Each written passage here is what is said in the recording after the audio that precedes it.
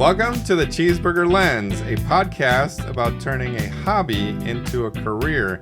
And today we have a special guest with us. Riley, welcome to the podcast. Hello. Riley is a junior at University of Central Florida. And so today we're going to talk about, we talk about from hobby to career, and we talk to people that have experienced all that stuff. Today, we're going to go the other way. Riley is in college, and so she's exploring the different hobbies and avenues that she might be taking. So we're going to start from the beginning when you're just starting out with your hobby, and what are the type of things that you can start thinking about if you want to make it in a career. So Riley, welcome to the podcast. Thank you for having me. Of course. So something a little bit unique about you before we start. Why don't you tell the folks about slam poetry, Riley? Yeah, I did slam poetry in high school, and well, I guess I started in middle school, but I did it in high school and I did it in college for like a year, and I have fallen off it. I still write poetry. It's just not for slam. The way that you write slam is a lot different than the way that you write regular poetry. You can be more ambiguous and whatever with written poetry, whereas like slam, you kind of have to be on the nose because it's the first time people are hearing you say your truth. Correct. So something that Riley and I share in common, I've written a couple poetry books, Amazon.com, and I've also done the slam poetry that Riley talks about. What was the experience your first time that you did a slam poetry? I had this okay, so I dated a guy, and he ended things with me in high school, and you know when you're in high school it like feels like the end of the world. And so I wrote a bunch of poems, and then one stuck, and it developed in, it was called Crazy Ex-Girlfriend. It was like taking all the tropes from like crazy ex-girlfriends and movies and things like that, like Taylor Swift, and you know, like kind of reversing it and being like, you know what, I'm not actually crazy, you're just a terrible boyfriend. And when I first did it for a competition, I got a 2 out of 10, and nobody had a score lower than me. So which was weird. Like, it's not that I'm a bad performer or anything. I'm a very good one, if I don't like to toot my own horn, because I'm very vocal, expressive, whatever. And I was like, okay, like I have to use this as motivation to get me some straight 10s later on. Later on in the competition, I ended up getting some 10s, which was really cool. Right. The rest of my team felt bad for me. They were like, oh, like you gotta, you know, you gotta go up again for like the second round of the competition so you can just like see who like how the other judges, because in slam poetry competitions they'll just take like strangers and they will be like, hey, can you be the judge, because it's supposed to be a stranger who's never like even heard of slam poetry or what it is, just like judge all these poems, which is something that I would love to do one day, just so I can like get revenge or something. I don't know. The other side of it. So yeah. Cool. Very cool little nugget about you. So let's talk about hobbies. And again, we're talking to a junior in college, University of Central Florida, and tell us a little bit of the few hobbies that you have, 2 or 3 that you are working with right now. I draw. I've been drawing since I was 10. So like it's going on like a decade now, and What kind of things do you draw? I draw a lot of people, places, and things. Okay. The noun for those yes, of you that remember. I like drawing people. I love anatomy, like drawing like expressions and different like poses and things like that, and because I'm not very good at like drawing letters. But I like people, and yeah, drawing, and then I sew. I'm starting to get into sewing. Okay. And what kind of things do you sew? So I'll go to a thrift store and I'll see a shirt that I really like, and then I will make it like tighter, or like make it into a halter top, or make it into a tank top or t-shirt, whatever. And so that my friend gave me her sewing machine, and ever since then I've been like addicted to sewing. So. Oh wow, that's fantastic! Yeah, and then any others that you might have? Any other hobbies? And then making and editing videos. Mm-hmm. I've been doing that since I was like a kid. Okay. I started on iMovie, and now I'm in Adobe Premiere, and I've been working with Premiere for like 7 years now. Okay. And then you've had some opportunities over at UCF to do some stuff with camera work. Can you tell us a little bit about that? Yeah, I work as a camera operator for UCF Athletics. It's an amazing job to work for a professional company. They are really great, and I started as an intern there, and I did it for a whole semester, and Major Howe, who's the producer, he made being an intern the priority, and so being there and being on the camera and, you know, getting a feel for live production was really important to him, and so it was something that I tried to take as seriously as I could. You know, I make mistakes because when you first start out, you make mistakes about everything. And it doesn't mean like I'm a perfect camera operator, but now I've been able to do it as a job for UCF in working as a student, and it's been a really great time. That's awesome. Is there any one memorable day or event that you remember shooting that really stuck with you? Yeah, one time at a baseball game, I got, like, there was a foul ball that almost hit me. Oh, wow. And I had to, like, duck my camera. And, like, I moved away from it. They were like, "Are you okay?" And I was like, "Yeah, I'm fine." But, yeah, and some of the baseball players, I would always be in the camera with the dugout, and they were very intense reactions. Like if they struck out or something, they'd like curse, and we'd try to get them, and they'd run and hide so we didn't catch them cursing. It was really fun. Wow. And then working for like a basketball game, like where all the students are there and like there's a lot of energy, those are really fun too. Wow, very cool. If you had to pick one out of the three right now, so you mentioned art, sewing, and being a content creator, or media, on the media side, what's one thing that you would, at this age right now, in your current time here at UCF, what would be something that you look to maybe make a career out of it? Well, I think that with media, that would be the least, not intense, but least competitive compared to like art and fashion. Okay.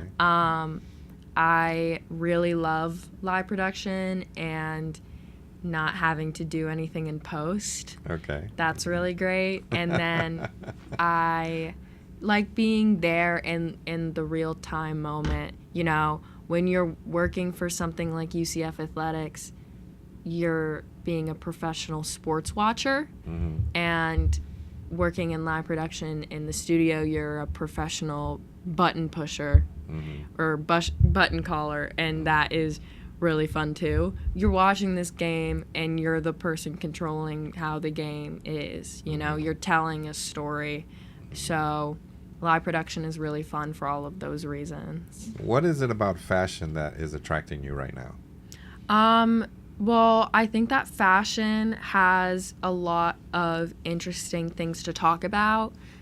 It's something like you could get into, like, just like the history of fashion, the politics of fashion, like the culture around all these different industries and niches, and that has you being pulled in so many different directions.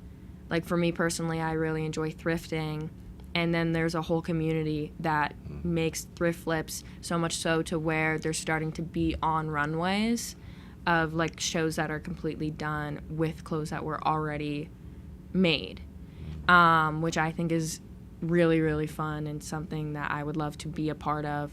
But I think that fashion is one of those things where people don't get paid that much, and it's really subjective. You don't know like if you have a job or not, and not even in the creative side too, like business wise.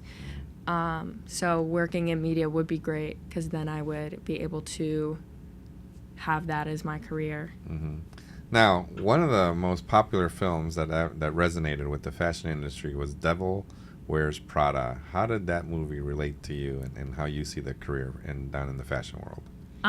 It kind of it glamorized a lot. Like, you know, they're all wearing like designer brands and things like that. Me personally, I don't really like designer, but it made me look at fashion differently. I watched it with my stepmom, who started my like fashion trajectory, because she's very she's very fashionable. She always like looks really presentable. And so that's when I really started to get into it. I remember like I didn't even know how to match colors when I was younger, so she was the person that was like, okay, this is what you wear, da da da da da. And I would go through her closet, and now I fit all of her clothes. So so seeing that movie with her was really great, and that made me want to work in the fashion industry, because it's like those feel like my people. I can be kind of direct and harsh sometimes, and I feel like I can, like those are who I could be with. Gotcha. They get me. So we mentioned 3 hobbies with you: art, the fashion industry, sewing, and the content creation type stuff, or the media stuff behind the camera. What are you doing, again, as a college student now, to kind of get yourself more prepared or more trained or more knowledge about each of those type of hobbies? What are those type of things you do that maybe you can share with others that they can learn, you know, whatever hobby they might be interested someday to make a career? I ask. I went to my college advisor, and I asked like what type of internships I could do, and she was like, oh, you could work for UCF Athletics. And that I got to shadow and start an internship within a week. And then, and then I just tried a lot. Like, I got rejected a lot from a lot of places. I'm not like the most ideal, super experienced person, but, you know, doing my own thing with social media and just like trying to post and make my own content. And then taking what I have from what I've learned in my classes and then posting that. Like, there will be some projects that I done. Like, I did like a mini documentary on my friend who's a musician, and I posted that on social media. So really taking what I learned from class and applying it to real life. And luckily for my major, I'm learning the tools.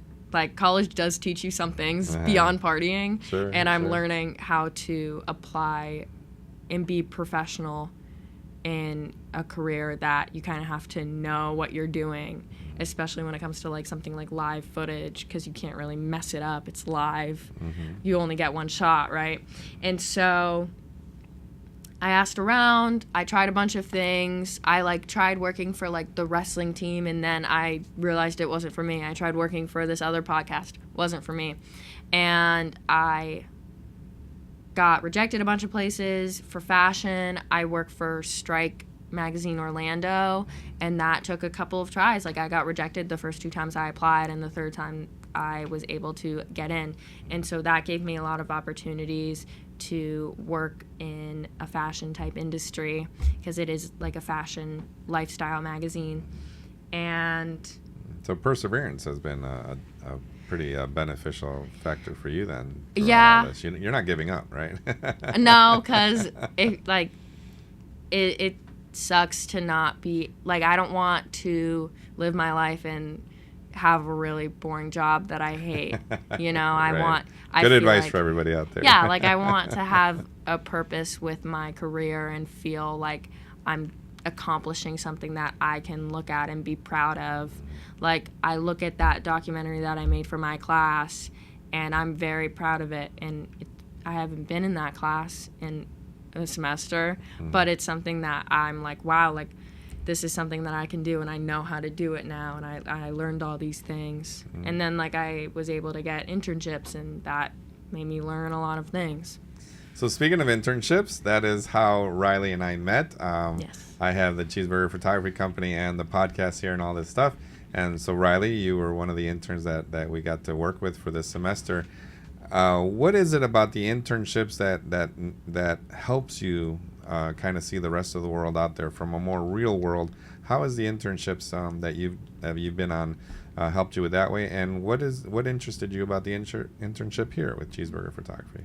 I think that the internship, I'm in a studio that is not attached to a university.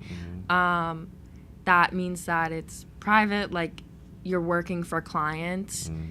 Whereas for UCF, like, yes, there are clients, but they're also at UCF. Mm-hmm. And that's great to learn, but it's also great to learn and have this be real life. Mm-hmm. It's baby steps into what a career would look like. Mm-hmm. Because I think now that I'm a junior, my biggest fear is that I'm going to live home with my parents when I graduate. And that's the last thing I want to do. So having the experience and learning, like, now I'm one step ahead from somebody who wouldn't have an internship and didn't know, like, learn the skills to be in a studio, know what this is called and where it plugs into. I think that's important. Yeah, so it's been great having you and as an you. intern here, and you are learning. And again, from this podcast point of view, we were talking about hobbies turning into careers, but the starting point, a lot of people are where you are with the starting point, and that's what makes it interesting to have your own pod. And here you are, you're an internship, and you're on a podcast, so that's pretty awesome. What's one piece of advice that you would give out to people, no matter what their age is, that are looking at a hobby and trying to turn it into a career? From what you've seen, from your perspective, what would be one piece of advice you'd give out to everybody? That you have to work a really crappy job in order to do the job you want to do. Mm-hmm. I was talking, one of my, like, she's basically like my aunt, family friend, was like, I won't ever hire anybody who hasn't had a job they hated, like flipping burgers type. And so working those jobs makes you so much more grateful for opportunities like this. Mm-hmm. This wasn't handed to me, and I'm still working the job that I don't like working, but I'm also working here and working for UCF Athletics, and that's what I want to do. I know what it's like to have a job that I hate, but keeping it going makes me more grateful, and I think that keeps you more grounded. Mm-hmm. So it's being able to be like, okay, like, I have started at square one and I'm working my way up. Yeah, so I think a lot of people have to realize that you're not going to be, for instance, Steven Spielberg right off the bat. Yeah. Right? You have to go through a lot of steps and a lot of different experiences for that, to your point. So I think that's fantastic for everybody that's out there. Hey, you got to try some of the bad stuff to get to the good stuff, because otherwise, how would you know whether you're failing or actually making a success out of the different things you do? What is the future hold for you? What are you looking for in the next year or so while you're in school to do? A job would be great. I think working for, like, getting opportunities from my job and my internship of just, like, meeting and working with people. That's the other thing about internships and jobs and why they're so important, is that you get to make connections, and it's all about who you know. And in a world of media production where everybody's like, let's make a film together, or let's do something live, or make a podcast, whatever, it's all about who you know in that instance. I'm really lucky that I'm finally at a point where I know, like, what career my friends are going to do, and saying, like, oh, my friend who's a lawyer, that is way cooler than being like, oh yeah, my friend who's a college student as well, Exactly. Networking is important. Yeah, so that's really good. Gotcha. Well, I can't thank you enough, Riley, for being here today, sharing this side of the hobby to career spectrum, and letting people know what you are looking at as from a junior in university life, and what careers are open to, and how you look at things has been really interesting. So thank you for that. Thank you. To all of you out there, listen, hopefully something that caught with you in Riley's stories is the perseverance, not giving up, and then going through all the bad stuff to hopefully get to the good stuff someday. My name is Jorge Arteta. This is the Cheeseburger Lens. And again, thank you to Riley, our special guest today. And to everybody out there, when next time you're looking for a hobby, think of us and how can you take that hobby and make it into a career someday. Hopefully we can give you some ideas. Thank you, everybody, and we will see you next time.